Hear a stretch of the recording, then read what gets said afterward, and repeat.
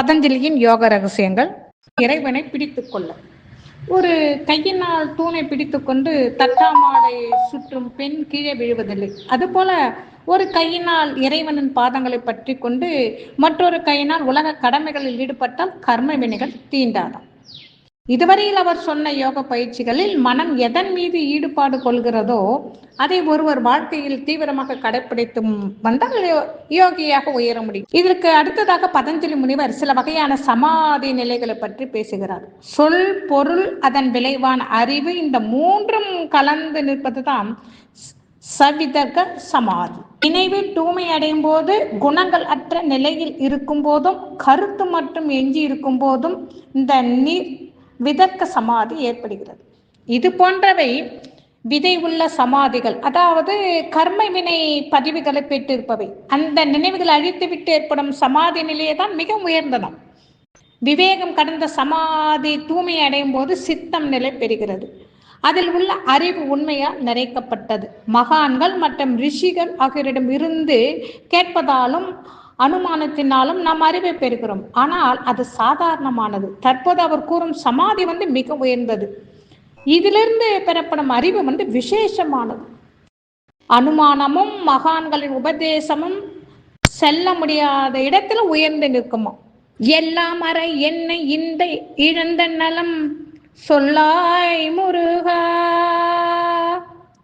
எல்லாம் அற என்னை இழந்த நலம் சொல்லாய் முருகா என்று இதனை பாடுகிறார் அருணகிரிநாதர். அதாவது இது இப்படிதான் இருக்கும் என்று சாதாரண பசுவை பார்த்து நாம் காட்டு பசுவை அனுமானம் செய்து கொள்ளலாம். இந்திரன் ஏறி வரும் ஐராவதம் 4 தந்தங்களை கொண்டது என்று புராணங்களில் படிக்கும்போது அது சாதாரண 2 தந்தம் கொண்ட யானையை பார்த்து புரிந்து கொள்ளலாம். மற்ற தத்துவ விஷயங்களை மகான்களின் உபதேசம் கேட்டு தெரிந்து கொள்ளலாம். ஆனால் எல்லா விஷயங்களையும் இப்படி தெரிந்து கொள்ள முடியாது. பசியும் தாகமும் நாமே அனுபவித்து புரிந்து கொள்ள வேண்டியவை. இல்லற இன்பம் என்றால் என்ன? ஒரு பெண் தன் தாயிடம் கேட்டால் அதை அந்த தாய் எப்படி விளக்குவாள்? உனக்கு ஒரு நாள் திருமணமாகும், கணவன் வருவான், அப்போது தெரிந்து கொள் என்றுதானே சொல்ல முடியும். சமாதி நிலை அடைந்த யோகிக்கும் இந்த உதாரணத்தை சொல்கிறார் தலைமை சித்தர் திருமூலர்.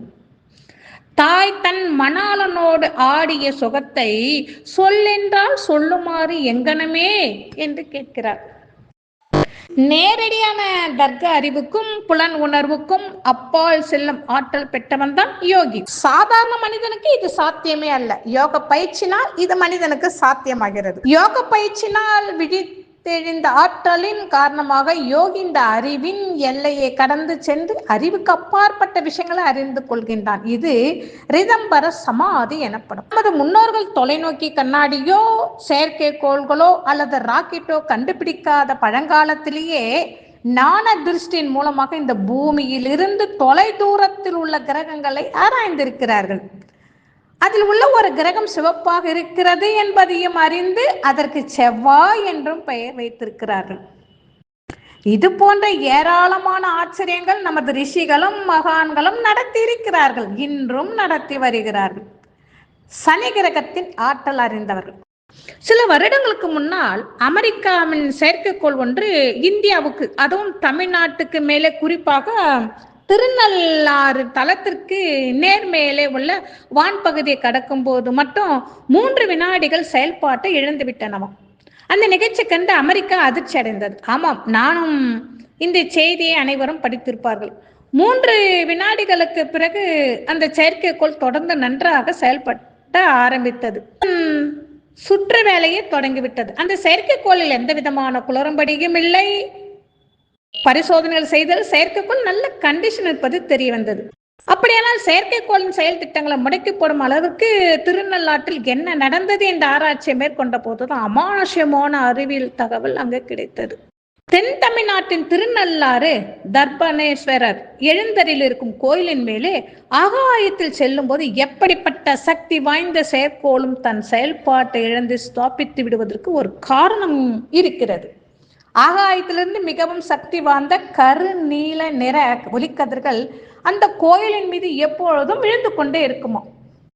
2.5 வருடங்களுக்கு ஒரு முறை நடக்கும் சனி பயிற்சியின் போது இந்த கருநீல கதிர்கள் அடர்த்தி மிக அதிகமாக இருக்கும். விண்வெளியில் சுற்றி கொண்டிருக்கும் செயற்கைக்கோள்கள் இந்த கருநீல கதிர்களை இருக்கும் பகுதிக்குள் நுழையும் போது அதன் கருவிகள் செயலிழந்து விடுமா.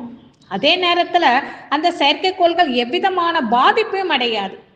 அந்த பகுதியை கடந்ததும் செயற்கைக்கோள் பழையபடி செயல்திறன் பெற்று வேலை செய்யும். இந்த கோயில் தான் இந்துக்களினால் சனி பகவான் தலமாக காலம் காலமாக போற்றப்பட்டு வழிபாடு செய்யப்பட்டு வருகிறது. நமது முன்னோர் இந்த அறிவியல் உண்மை கண்டறிந்து கருநீல கதிர்கள் அதிக அளவில் விழும் இடத்தில் கோயிலை அமைத்து மக்களின் துயர் தீர்க்க வழி கண்டுபிடித்து இருக்கின்றனர்.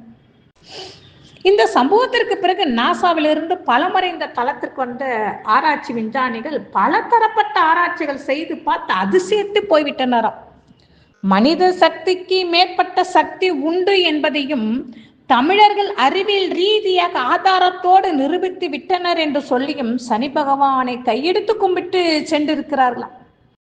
அந்த அளவுக்கு அறிவியல் ஆராய்ச்சி விஞ்ஞானிகளை பிரமிக்கு காரணமா. நமது முன்னோர்கள் பல ஆயிரம் ஆண்டுகளுக்கு முன்னாலே சனிக்கோளின் கதிர்வீச்சு சரியாக விழும் இடப்பகுதியும் கண்டறிந்திருக்கின்றனர். அதுக்கென ஒரு கோயிலும் கட்டி கதிர்வீச்சுகள் விட மிக அதிகமாக அங்கு விழும் நாளையும் பஞ்சாங்கத்தின் மூலமாக துல்லியமாக கணக்கிட்டு அந்த நாளையும் சனி பயிற்சி என்று அறிவித்து தங்கள் அறிவினால் திறமையாக அடக்கமாக ஆன்மீகத்துடன் இணைத்த அனைத்து மக்களும் நன்மை அடையும்படி சேவை செய்திருக்கிறார்கள் என்பதுதான் இந்த விளக்கினார். இந்த சமாதி நிலையை அடைந்த யோகி மனித குலத்திற்கு சேவை செய்வதில் அளவில்லாத இன்பத்தை அடைகின்றார் என்று பதஞ்சலி உண்மையை கூறுகின்றார். ஞானம், ஞானி, ஞானத்தினால் அடையும் பொருளாக மூன்றும் ஒன்றுக்கொன்று பற்றி நிற்கின்றன. ஒன்றை ஒன்று பற்றி நிற்கின்றது. நான் இறைவனை கண்டேன். அந்த ஆணத்தின் எல்லையில் மனித குலத்திற்கு சேவை செய்கிறேன் என்ற எண்ணம் அங்கு தோன்றும் போது கர்ம வினையாக வித்து முளைப்பதற்கு காரணமாகுமா. இந்த சூட்சமான விதையும் நீக்கிவிட வேண்டும்.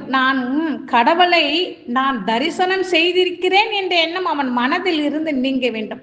நாம் ஆழ்ந்த உறக்கத்தில் இருக்கும் போது தூங்குகிறோம் என்ற எண்ணம் தோன்றுவதில்லை.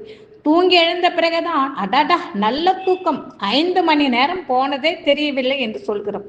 இதே நிலையை உலகத்தில் விழிப்பு நிலையிலே அடைய வேண்டும். அதாவது நான் கடவுள் அனுபவத்தை பெற்றவன் என்ற நினைப்பும் அந்த கடவுள் அனுபவமும் அதனை கொடுத்த கடவுளும் சித்தத்தில் இருந்து மறையும் நிலையில் உண்டாகும் சமாதி தான் மிக மிக உயர்வானதாம். மிகவும் தூய்மையான ரிதம்பர சமாதி, அதாவது விதை இல்லாத சமாதி நிலை. இங்கே காண்பவன், காணப்படும் பொருள், காட்சி ஆகிய எல்லாமே மறைந்து விடுகிறது. இதோடு சமாதி பாதம் முடிவடைகிறது. அதுக்கு அடுத்து தொடர்வது சாதாரண பாதம் திருச்சிற்றம்பலம்.